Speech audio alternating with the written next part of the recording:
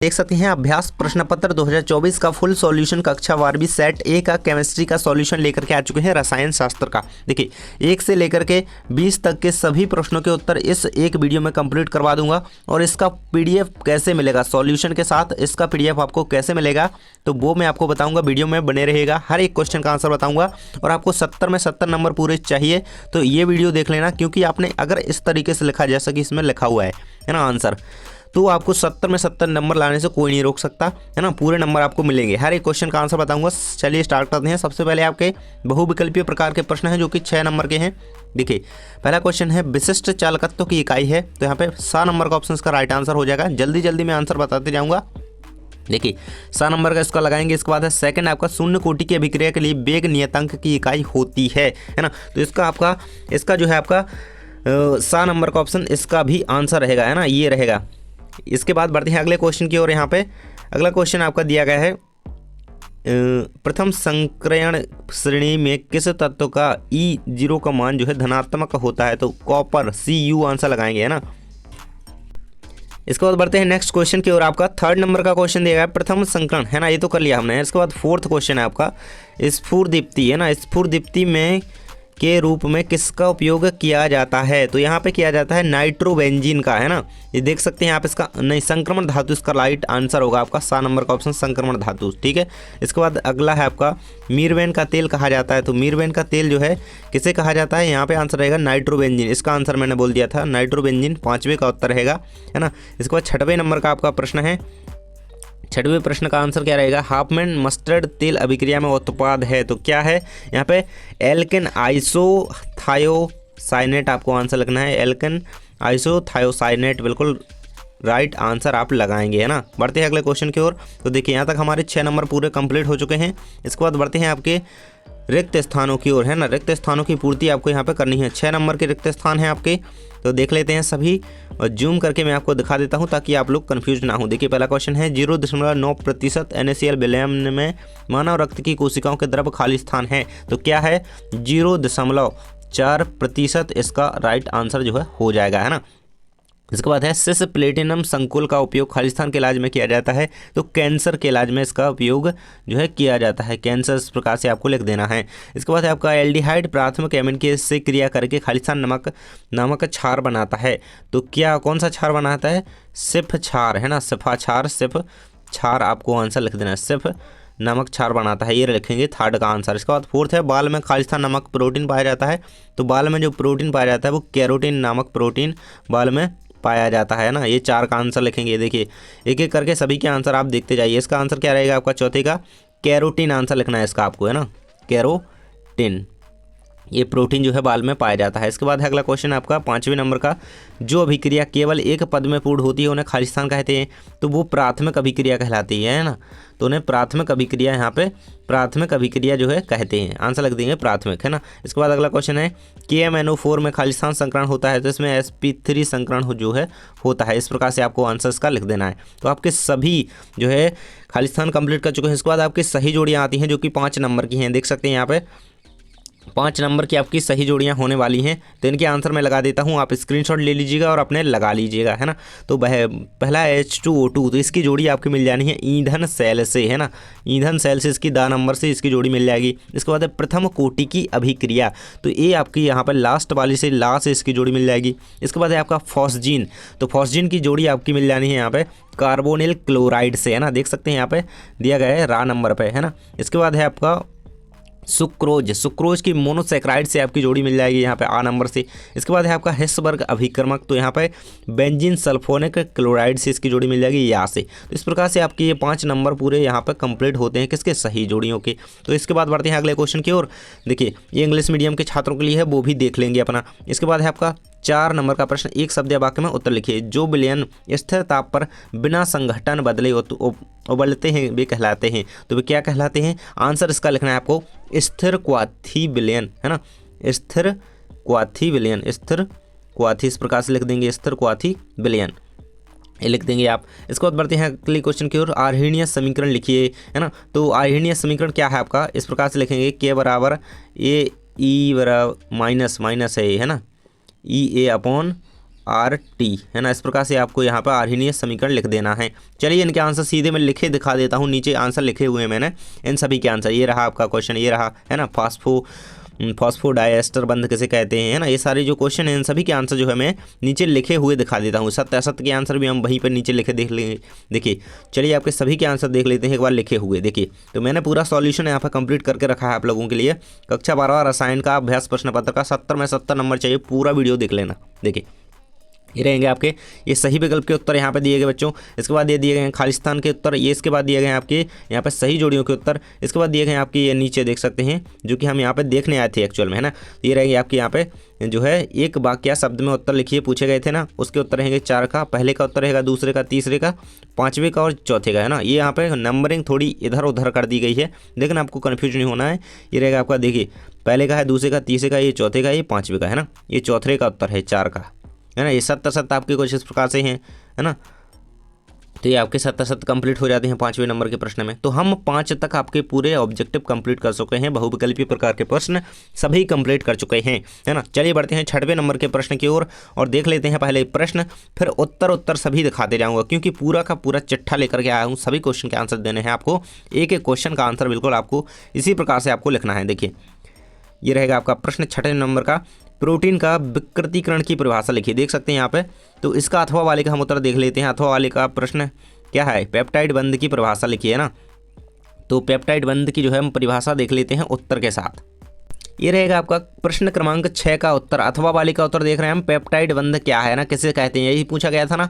ये इसका completely answer आपका पेप्टाइड बंध का जो है हो जाता है। इसे अच्छी तरीके से कंप्लीट कर लीजिएगा, लिख लीजिएगा, बिल्कुल इसी प्रकार से लिखना है जैसा मैं बता रहा हूँ, है ना। दोस्तों के साथ वीडियो शेयर कर देना ताकि वह भी इसका जो है सॉल्यूशन लिख पाए, है ना। अगला आपका क्वेश्चन है यहाँ पर 7वें नंबर का प्रश्न है, एमीन क्षारीय होते हैं क्यों, कारण लिखिए, है ना। एमीन क्षारीय होते हैं उसका कारण आपको बताना है। चलिए 7वें नंबर के प्रश्न का उत्तर देख लेते हैं। आप स्क्रीन पर देख पा रहे होंगे कक्षा 12वीं का रसायन का यहाँ पे प्रश्न क्रमांक 7 का उत्तर। ये रहेगा आपका 7वें नंबर के प्रश्न का उत्तर। ये कंप्लीट आंसर आपके सामने दिया गया है ना। एमीन जो है वो है, एमीन नाइट्रोजन परमाणु पर इलेक्ट्रॉनों का एक अकेला जोड़ा होता है जो प्रोटोनेशन के लिए आसानी से उपलब्ध होता है, यही मूल स्वभाव का कारण है ना। तो इस प्रकार से आपको इसका आंसर जो है लिख देना है 7वें नंबर के प्रश्न का। चलिए 8वां प्रश्न देख लेते हैं। देख सकते हैं 8वें नंबर का प्रश्न पूछा गया है, विकार्बोक्सिलीकरण की परिभाषा व रासायनिक समीकरण लिखिए। तो चलिए इसका उत्तर देख लेते हैं, नीचे पूरा इसका उत्तर लिखा हुआ है। कंप्लीट आंसर रहेगा 8वें नंबर के प्रश्न का। देख सकते हैं आपके सामने 8वें नंबर के प्रश्न का उत्तर दिया गया है, विकार्बोक्सिलीकरण का आंसर दिया गया है समीकरण के साथ, है ना। उदाहरण में समीकरण बताया गया है, इसको पूरा अच्छी तरीके से कंप्लीट कर लेंगे। इसी प्रकार से लिखना है जैसा यहाँ पर लिखा हुआ है ना। दोस्तों के साथ वीडियो शेयर कर दो ताकि वह भी सॉल्यूशन लिख पाए, है ना। तो देख लेते हैं आपका अगला प्रश्न कौन सा दिया गया है। देख सकते हैं यहाँ पे, ये रहेगा आपका 9वें नंबर के प्रश्न की ओर बढ़ते हैं। दिक् लवण एवं संकुल लवण में कोई अंतर लिखिए, है ना। तो इसका अंतर देख लेते हैं, दिक् लवण और संकुल लवण में अंतर। ये देख सकते हैं प्रश्न क्रमांक 9 का उत्तर आपके सामने दिया गया है। दिक् लवण है एक तरफ संकुल लवण है। कुल मैंने यहाँ पे 4 अंतर यहाँ पे आपको बता दिए हैं। कोई भी 3 अंतर आप अच्छी तरीके से यहाँ पे लिख देंगे अपने पेपर में तो आपका एक भी अंक नहीं कटेगा, है ना। 4 ही लिख देंगे तो और भी बढ़िया है। इस प्रकार से आपको इसका दिक् लवण और संकुल लवण का अंतर लिख देना है। इसके बाद 10वें का उत्तर देखें उससे पहले हम क्वेश्चन देख लेते हैं 10वें नंबर का। इसका PDF आपको मिलेगा, फर्स्ट लिंक जो है डिस्क्रिप्शन में दी गई है, उस पर क्लिक करके सीधे आप वेबसाइट पर जाकर के इसका PDF जो है डाउनलोड कर सकते हैं, है ना। देखिए 10वें नंबर का प्रश्न पूछा गया आपसे, निम्न उपसहसंयोजी यौगिकों के IUPAC नाम जो है लिखिए, है ना। जो यौगिक दिए गए हैं आपको, ये दोनों यौगिकों की आपको क्या है IUPAC नाम लिखना है। चलिए देख लेते हैं इसका उत्तर। तो प्रश्न क्रमांक 10 का उत्तर आपकी स्क्रीन पर दिख रहा होगा आपके सामने, देख सकते हैं ये दोनों यौगिकों के IUPAC नाम यहाँ पे लिखे हुए हैं। यही उत्तर आपका यहाँ पे 10वें का सही हो जाएगा, है ना। 10वें का उत्तर देखा है हमने, इनके IUPAC नाम आपको लिखने थे इन 2 यौगिकों के, तो ये उत्तर आपके सामने हो जाएंगे, है ना। पढ़ते हैं अगले क्वेश्चन की ओर। 11वें का उत्तर देखने से पहले क्वेश्चन देख लेते हैं। 11वें नंबर के प्रश्न में पूछा गया है, शुद्ध जल की मूललता ज्ञात कीजिए, है ना। शुद्ध जल की मूललता आपको ज्ञात करनी है। 2 नंबर का आपका प्रश्न है। चलिए इसका उत्तर देख लेते हैं। ये रहेगा आपके 11वें नंबर के प्रश्न का उत्तर। कंप्लीट उत्तर दिया गया है, देख सकते हैं। शुद्ध जल की मूललता आपको ज्ञात करनी थी। इस प्रकार से आपको पूरा इसका सॉल्यूशन लिखेंगे और शुद्ध जल की जो मूललता आ जाएगी आपकी 55.56 आपका आंसर इसका राइट आ जाएगा, है ना। तो इस प्रकार से आप 11वें नंबर के प्रश्न का उत्तर जो है कंप्लीट कर सकते हैं। इसके बाद 12 का उत्तर नीचे दिया गया है। चलिए पहले इसका प्रश्न देख लेते हैं। ये रहेगा आपका 12वें नंबर के प्रश्न। देखिए एल्कोहल का क्वथनांक संगत हाइड्रोकार्बन से उच्च होता है, क्यों, कारण लिखिए, है ना। इसके अथवा में कौन सा क्वेश्चन है, फिनोल से निम्न प्राप्त कीजिए, पिक्रिक अम्ल, है ना, और ये आपको ट्राइब्रोमोफिनोल, है ना, केवल रासायनिक समीकरण इनका लिखना है। और ये वाला हम उत्तर देख ले हैं, है ना, एल्कोहल का क्वथनांक जो है संगत हाइड्रोकार्बन से उच्च होता है, कारण लिखिए। प्रश्न क्रमांक 12 का उत्तर आप देख पा रहे होंगे, हमने अभी प्रश्न देखा, ये उसका उत्तर रहेगा। एक कंप्लीट उत्तर आपके सामने स्क्रीन पर दिखाई दे रहा होगा, इसे आप देख सकते हैं। ये कंप्लीट उत्तर आपको लिख देना है इसमें 12वें नंबर के प्रश्न में। इसके बाद 13वें नंबर का उत्तर आपका सामने दिया गया है, पहले प्रश्न देख लेते हैं। 13वें प्रश्न में पूछा गया है आदर्श विलयन को उदाहरण सहित एवं ग्राफ सहित समझाइए, है ना, उदाहरण देना है और ग्राफ बनाना है ना। चलिए इसका उत्तर देख लेते हैं। देखिए तो आदर्श विलयन की परिभाषा पूछी गई थी आपसे, और उसका क्या पूछा गया था, आदर्श विलयन की परिभाषा और उसका उदाहरण, है ना, उदाहरण नीचे दिया गया है और उसका जो है ग्राफ पूछा गया था। देखिए आदर्श विलयन की परिभाषा कुछ इस प्रकार से आप लिख देंगे, ये पूरी परिभाषा आपको दी गई है। आदर्श विलयन ऐसे विलयन कहलाते हैं जो कि रायोल्ट के नियम का पालन करते हैं, सीधी बात है। इसके बाद आपको उदाहरण इसका ये लिख देना है ना, ये आदर्श विलयन का जो है उदाहरण यहाँ पे कंप्लीट हो जाएगा। इसके बाद इसका ग्राफ आपको बनाना था, तो इसका ग्राफ आप इस प्रकार से बना देंगे, है ना। इसमें क्या आप हिंदी लिखेंगे, है ना, क्या हिंदी लिखेंगे, इसी प्रकार से आपको बना देना है। ये पूरा इंग्लिश का आपका ये 13वें नंबर के प्रश्न का ही उत्तर है, आपको उसमें ग्राफ भी बनाना था। देखिए क्वेश्चन पूरा पढ़िएगा, उसमें लिखा हुआ है ना, ये रहेगा आपका आदर्श विलयन का ग्राफ इस प्रकार से। 14वें प्रश्न के अथवा वाले का उत्तर देखेंगे, प्रश्न पहले देख लेना जरूरी है। देखिए हम प्रश्न आपको बताते जा रहे हैं क्योंकि आपके क्वेश्चन अगर चेंज हो गए आप कुछ भी, है ना, कन्फ्यूजन नहीं होनी चाहिए आपको, है ना। तो 14वें नंबर का प्रश्न देख रहे हैं, अथवा वाले का उत्तर देखेंगे हम। यहाँ पे देखिए आपके अथवा वाला क्वेश्चन क्या पूछा गया है ना, ये रहेगा आपका अथवा में क्वेश्चन 0.025 मोल, है ना, मेथोनाइक अम्ल की चालकता ज्ञात करनी है आपको, ये आपको दिया गया है, वियोजन की मात्रा ज्ञात कीजिए। तो देख सकते हैं 14वें नंबर के अथवा वाले का उत्तर यहाँ पे दिया गया है ना। तो इसका कंप्लीट उत्तर आपके सामने रहेगा। इसका उत्तर इसी प्रकार से आपको यहाँ पे अपनी कॉपी में लिख देना है, ये आपका पूरा सही माना जाएगा। इसका आंसर जो है यहाँ पे कंप्लीट आ जाता है ना, ये रहेगा आपका 14वें के अथवा वाले का उत्तर। इसके बाद 15 नंबर के अथवा वाले का उत्तर देखेंगे, तो पहले प्रश्न देखना जरूरी है। तो प्रश्न आपको दिखा देता हूँ एक बार, यहाँ पे 15वें नंबर का प्रश्न आपका दिया गया है, देख सकते हैं, ये रहेगा आपका अर्ध आयुकाल परिभाषित कीजिए, है ना। तो क्या करना है, अर्ध आयुकाल को परिभाषित करना है, प्रथम कोटि की अभिक्रिया के लिए अर्ध आयुकाल की जो है गणना कीजिए। इसका उत्तर देख लेते हैं। तो आपकी स्क्रीन पर आपको 15वें नंबर के प्रश्न का उत्तर दिख रहा होगा अथवा वाले का, है ना, जिसमें पूछा गया था प्रथम कोटि की अभिक्रिया के लिए, है ना, 50 मिनट में 90% समाप्त हो जाती है। देखिए अथवा वाले का हम उत्तर देख रहे हैं। देखिए मैंने वहाँ पे आपको जो है 15वां क्वेश्चन बताया, लेकिन इसके अथवा वाले में जो क्वेश्चन है ना वो आप देख लीजिए, ताकि आपको ये ना लगे कि ये दूसरा क्वेश्चन है या फिर कोई अलग आंसर, है ना। तो इसका हम उत्तर देख रहे थे उसमें, देखिए ये वाले क्वेश्चन का उत्तर देख रहे थे हम यहाँ पे, ये वाला क्वेश्चन है ना जो आपका, इसी का हम उत्तर देख रहे हैं वहाँ पे। देखिए ये 50 मिनट और 90% पूर्ण हो जाती है, अर्ध आयु काल की गणना आपको करनी है। चलिए उत्तर इसका देख लेते हैं। तो देखिए वही सेम क्वेश्चन आपके सामने स्क्रीन पर दिख रहा होगा, 15 में जो प्रश्न पूछा गया वही सेम क्वेश्चन है, और इसका पूरा सॉल्यूशन आपके सामने हल के साथ दिया गया है। ये रहेगा पूरा सॉल्यूशन इसका, और आपको गूगल पर सर्च करना है जानकारी teach.com, वहाँ पे आपको सीधी वेबसाइट मिल जाएगी हमारी, और उससे आप PDF डाउनलोड कर सकते हैं। ये रहेगा 15वें के अथवा वाले का उत्तर। 16वां प्रश्न आपका क्या कहेगा, 16वें प्रश्न की ओर बढ़ते हैं। यहाँ पे देख सकते हैं आपका 16 नंबर का प्रश्न ये रहेगा, फिनोल को वायु में खुला रखने पर गुलाबी रंग का हो जाता है, क्यों, कारण लिखिए। 16वें नंबर के प्रश्न का उत्तर देख लेते हैं। तो प्रश्न क्रमांक 16 का उत्तर आपकी स्क्रीन पर दिखाई दे रहा होगा, यहाँ पे देख सकते हैं, फिनोल वायु के संपर्क में आने पर गुलाबी रंग का हो जाता है, यही प्रश्न था, है ना। तो वायु के संपर्क में आने पर फिनोल जो है गुलाबी रंग का क्यों हो जाता है, इसका कारण आपको लिखना था। इस प्रकार से आप इसका आंसर दे सकते हैं और यहाँ पे अभिक्रिया बना सकते हैं। देखिए ये रहेगा आपका पूरा यहाँ पे आंसर इसका 16वें नंबर के प्रश्न का। इसके बाद 17 का आपको प्रश्न दिया गया, इसका प्रश्न जो है देख लेते हैं, उत्तर तो हम देखेंगे ही, और पहले हमें प्रश्न देखना जो है अति आवश्यक है ना। ये आपका 17वें नंबर का प्रश्न है, संचरण परिभाषित कीजिए तथा इसके विद्युत रासायनिक सिद्धांत को लिखिए।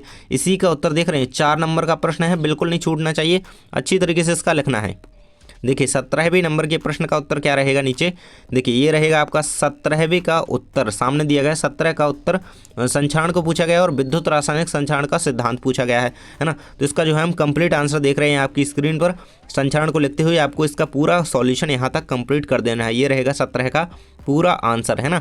आपको गूगल पर जरूर से सर्च करना है जानकारी teach.com, वहाँ पे आपको हमारी वेबसाइट पर इसका PDF जो है मिल जाएगा सॉल्यूशन के साथ। इसके बाद 18 नंबर का अथवा वाला प्रश्न है, तो इसका प्रश्न पहले हम पढ़ लेते हैं ताकि आपका कोई भी कन्फ्यूजन ना रहे। देखिए प्रश्न यहाँ पे दिया गया है, संक्रमण तत्वों के निम्न गुणों को समझाइए। लेकिन हम अथवा वाले का उत्तर देखेंगे, लैंथेनोइड किसे कहते हैं तथा इन्हें पृथक करना कठिन क्यों होता है। इसका उत्तर देखेंगे हम 18वें के अथवा वाले का, है ना, 18 के अथवा वाले का। देखिए आपकी स्क्रीन पर है 18 के अथवा वाले प्रश्न का उत्तर 18 का अथवा है ये लैंथेनोइड्स क्या है, इनको पृथक करना क्यों कठिन होता है, समझाइए। तो लैंथेनोइड्स वह तत्व हैं जो लैंथेनम तत्व के गुणों में बहुत अधिक समानता रखते हैं। तो इस प्रकार से आपको इसका आंसर लिख देना है पूरा, है ना। यहाँ तक इसका आंसर जो है कंप्लीट हो जाएगा। देखिए ये पृथक करना कठिन क्यों होता है, इसका कारण भी यहाँ पर नीचे दिया गया है, ये रहेगा।